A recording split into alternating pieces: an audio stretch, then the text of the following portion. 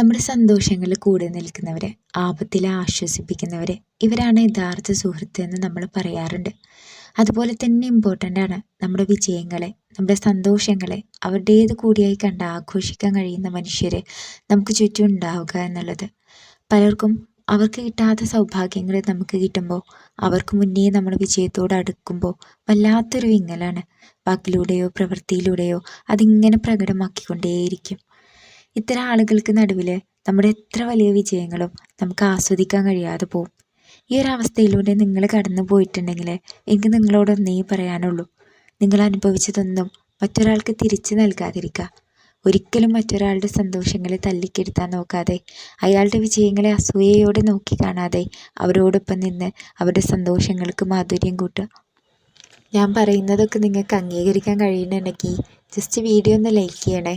നിങ്ങളുടെ അനുഭവങ്ങളും ഇതിനെക്കുറിച്ചിട്ടുള്ള അഭിപ്രായങ്ങളും കമൻറ്റ് ബോക്സിലൂടെ കാണാൻ കഴിയുമെന്ന് വിചാരിക്കണോ. എൻ്റെ ഈ യാത്രയ്ക്ക് കൂട്ടായിട്ട് നിങ്ങളും കൂടി ഉണ്ടെന്നുണ്ടെങ്കിൽ ജസ്റ്റ് ചാനൽ ഒന്ന് സബ്സ്ക്രൈബ് ചെയ്യണേ. അപ്പോൾ നമുക്ക് വീണ്ടും കാണാം.